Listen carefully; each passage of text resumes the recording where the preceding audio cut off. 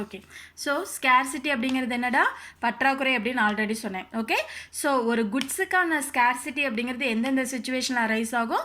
It should B நேச்சுரலாக இருக்கலாம், otherwise ஆர்டிஃபிஷியலாக இருக்கலாம். ரெண்டு மெத்தட்லையுமே. இப்போ நேச்சுரலாக அப்படின்னா எப்படி நம்ம சொல்லலாம் அப்படின்னா, some agricultural goods. Okay. So agricultural goods எல்லாம் என்ன ஆகும்? இந்த நேச்சுரல் கெலாமிட்டிஸ்னால it should be affected. Okay. அப்போ ஆட்டோமேட்டிக்காக அந்த குட்ஸ் அந்த இடத்துல என்ன ஆகும்? அந்த இடத்துல வந்து குட்ஸ்க்கு வந்து ஸ்கேர்சிட்டி கிரியேட் ஆகும். இது வந்து நேச்சுரல் சிச்சுவேஷனால். இன்னொரு சைடு ஆர்டிஃபிஷியலாக பார்த்தீங்க அப்படின்னா, ஒரு என்ன சொல்கிறது, ஒரு அன்எக்ஸ்பெக்டட் சிச்சுவேஷனில் பார்த்தீங்கன்னா என்ன பண்ணுவாங்க அப்படின்னா, ஹார்டரிங்னா என்னம்மா, பதுக்கிறது. ஓகேவா? குட்ஸு ஸ்கேர்சிட்டியாக இருக்குது அப்படின்னா இப்போ என்ன பண்ணி வச்சுக்கிறது, அதை பதுக்கி வைக்கிறது. இல்லை அப்படின்னா பிளாக் மார்க்கெட், கருப்பு சந்தை அப்படின்னு சொல்லுவோம் இல்லையா? பிளாக் மார்க்கெட்னா என்ன, வேணுன்னே ஆர்டிஃபிஷியலாக அந்த குட்ஸுக்கான ஸ்கேர்சிட்டியை க்ரியேட் பண்ணி மார்க்கெட்டில் அந்த ப்ராடக்ட்டுக்கான டிமாண்ட் என்ன பண்ணுறது, இன்க்ரீஸ் பண்ணுறது. ஓகே. அப்போ ஸ்கேர்சிட்டி அப்படிங்கிறது இட் ஷுட் பி நேச்சுரலாகவும் இருக்கலாம், அதர்வைஸ் ஸ்மக்லிங், பிளாக் மார்க்கெட் அந்த மாதிரி ஆர்டிஃபிஷியலாகவும் இருக்கலாம். சரியா? ஸோ அந்த மாதிரி சிச்சுவேஷனில் ஆட்டோமேட்டிக்காக ப்ரைஸ் என்னாகும், இன்க்ரீஸ் ஆகும். இப்போ நம்ம ஃபேஸ் பண்ணிகிட்டு இருக்கிறது. ஓகேவா? ஸோ இப்போல்லாம் என்ன பண்ணுறாங்க, இப்போ இருக்கிற இந்த மாதிரி சிச்சுவேஷனை யூஸ் பண்ணிக்கிட்டு குட்ஸுக்கான டிமாண்ட் வந்து அதிகமாக இருக்குது, ஆனால் அது ப்ரைஸை இன்க்ரீஸ் பண்ணணும் அப்படிங்கிற பர்பஸுக்காக நிறைய பேர் அதை என்ன பண்ணி வச்சிடுறாங்க, ஸ்டாக்கை வந்து இல்லாத மாதிரி வெளியில் காட்டிடுறாங்க. ஓகேவா? அப்போ ஆர்டிஃபிஷியலாக ஸ்கேர்சிட்டி ஒரு சில டைமில் உண்மையாலுமே இப்போ நேச்சுரலாகவும் இருக்குது, ஆர்டிஃபிஷியலாகவும் இருக்குது. நேச்சுரலாக எப்படி சொல்லலாம், இப்போ ப்ரொடக்ஷன் நம்மளால் அதிகமாக பண்ண முடியல இப்போ இந்த சிச்சுவேஷனில், ஏன்னா உள்ள ஃபுல்லாக லாக்டவுனாக இருக்கா. ஸோ இந்த சிச்சுவேஷனில் நம்மளால் ப்ரைஸை குட்ஸை வந்து நம்மளால் ப்ரொடியூஸ் பண்ண முடியல. அப்போ ஆட்டோமேட்டிக்காகவே டிமாண்ட் ஃபார் த குட்ஸ் என்ன ஆயிடுச்சு, ஸ்கேர்சிட்டியாக மாறிடுச்சு. ஓகேவா? ஸோ அப்போ ஆட்டோமேட்டிக்காக ப்ரைஸ் என்ன ஆயிரும், இன்க்ரீஸ் ஆயிரும். அப்போ inflation should be created. Okay. That is called as a scarcity induced inflation. Okay. பாரு, the scarcity of goods happen either due to fall in production, அதுக்கு example farm goods, or due to hoarding and black marketing. So this is also push up the prices. Price increase ஆகி inflation create ஆயிரும். This happen is in Venezuela in the year of 2018. இதை note பண்ணிக்கோங்கடா. The scarcity induced inflation எப்போ வந்திருக்கு அப்படின்னா 2018 எந்த கண்ட்ரிலனா, வெனிசுலாவில். Okay. அடுத்தது பார்த்தீங்கன்னா ஒரு இம்பார்ட்டன்ட் ஒன்று பார்த்தீங்கன்னா tax induced inflation. Okay. Especially indirect tax சொல்கிறோம் இல்லையா, excise duty, custom duty, sales tax. இப்போ கவர்மெண்ட் வந்து என்ன பண்ணிடுறாங்க, இந்த இன்டைரக்ட் டேக்ஸோட ஜிஎஸ்டின்னு சொல்கிறோம்ல, ஜிஎஸ்டியோட ரேட்டை வந்து இன்க்ரீஸ் பண்ணிடுறாங்க. சரியா? அப்படி ஃபார் எக்ஸாம்பிள் இப்போ பெட்ரோலோட ரேட்டு, டீசலோட ரேட்டு, ஸோ இதோட ரேட்டெல்லாம் டேக்ஸ் ரேட்டு. ஓகே. ஸோ இதோட டேக்ஸ் ரேட்டெல்லாம் இன்க்ரீஸ் ஆயிடுச்சு அப்படின்னா நம்மளோட பிஸ்னஸ்மேன்ஸ் என்ன பண்ணுவாங்க, அவங்களோட அந்த டேக்ஸ் ரேட்டை ஈக்குவல் பண்ணுறதுக்காக அதை வந்து ப்ரைஸ் ஆஃப் த ப்ராடக்ட்டில் இன்க்ளூட் பண்ணிடுவாங்க. அப்போ நேச்சுரலாக ப்ரைஸ் என்ன ஆயிரும், இன்க்ரீஸ் ஆயிரும். சரியா? So it is called as the tax induced inflation. Okay. Increase in indirect tax like excise duty, custom duty and sales tax may lead to rise in prices. Example petrol and diesel. So this is also called as the tax induced inflation. Are you clear da? இதெல்லாம் வந்து other types of inflation. ஓகேவா? அடுத்த topic பாரு, causes of inflation. Okay. So இப்போ என்னடா பார்த்தோம், types of inflation பார்த்தோம். Next we are going to talk about the causes of inflation. என்னென்ன ரீசன்னால இன்ஃப்ளேஷன் ஷுட் பி கிரியேட்டட், அதை தான் என்னென்னு சொல்லுவோம், காசஸ் ரீசன் அப்படின்னு சொல்லுவோம். இன்ஃப்ளேஷன் என்னென்ன ரீசன்னால ஒரு கண்ட்ரியில் அரைஸ் ஆகுது அப்படின்னு பார்க்கலாம். சரியா? First of all increase in money supply. Okay. பாரு, inflation may be caused by an increase in the supply of money which leads to increase in aggregate demand. Okay.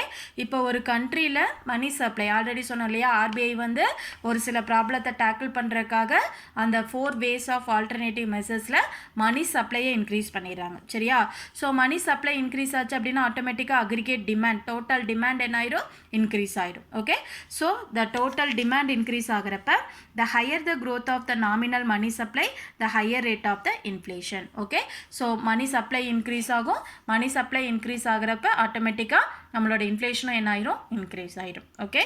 So increase in மணி சப்ளைனா என்னம்மா, நம்ம கண்ட்ரியில் ஒரு சில problems, economical ப்ராப்ளத்தை tackle பண்ணுறதுக்காக our central bank RBI should be increased the money supply. அப்போ circulation of money increase ஆகிறப்ப, money supply increase ஆகிறப்ப ஆட்டோமேட்டிக்காக என்ன ஆகும், aggregate demand, total demand increase ஆகும். டோட்டல் டிமாண்ட் இன்க்ரீஸ் ஆகிறப்ப நம்மளோட நாமினல் மணி சப்ளை என்னாகும், அதுவும் இன்க்ரீஸ் ஆகும். அப்போ நாமினல் மணி சப்ளை இன்க்ரீஸ் ஆச்சு அப்படின்னா ஆட்டோமேட்டிக்காக ரேட் ஆஃப் இன்ஃப்ளேஷன் என்னாகும், it should be increased.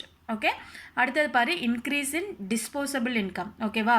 So disposable இன்கம்னா என்னமா, நம்மளோட செலவிடக்கூடிய டோட்டல் இன்கமில் நம்ம கன்சப்ஷனுக்காக ஸ்பெண்ட் பண்ணக்கூடிய அந்த டிஸ்போசபிள் இன்கம் இன்க்ரீஸ் ஆகிறப்ப நம்மளோட இன்ஃப்ளேஷன் என்ன ஆகும், ப்ரைஸ் இன்க்ரீஸ் ஆகி இன்ஃப்ளேஷன் வந்து கிரியேட் ஆகிடும். சரியா.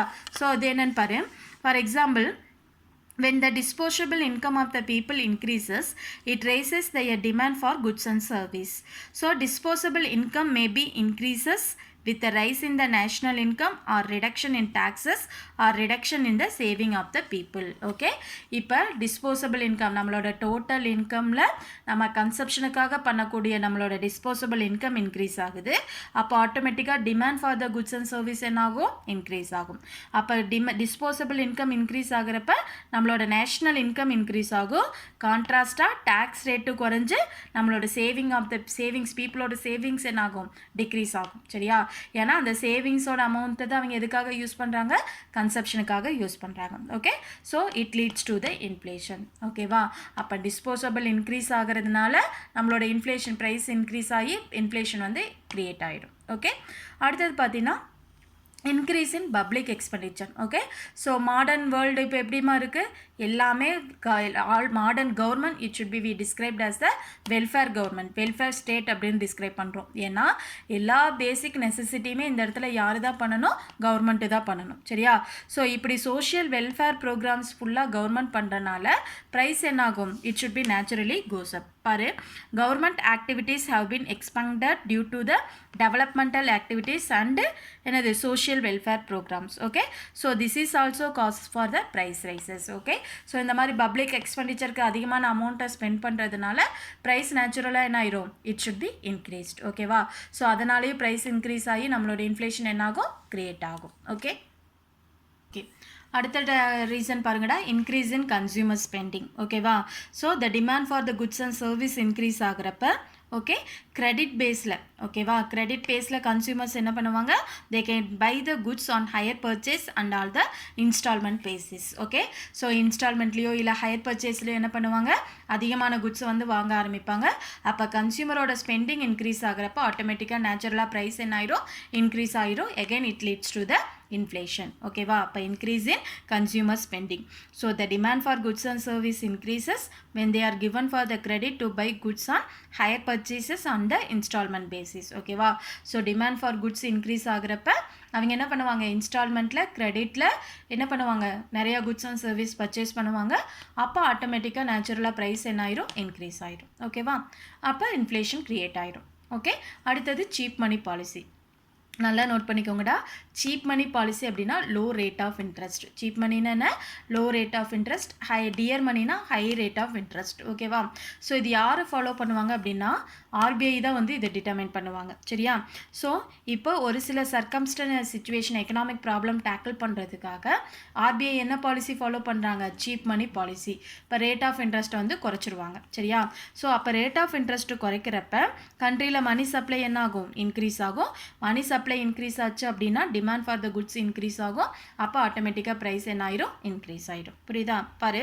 So cheap money policy are the policy of the credit expansion, it is also leads to the increase in money supply which raises the demand for goods and services in the economy. Okay.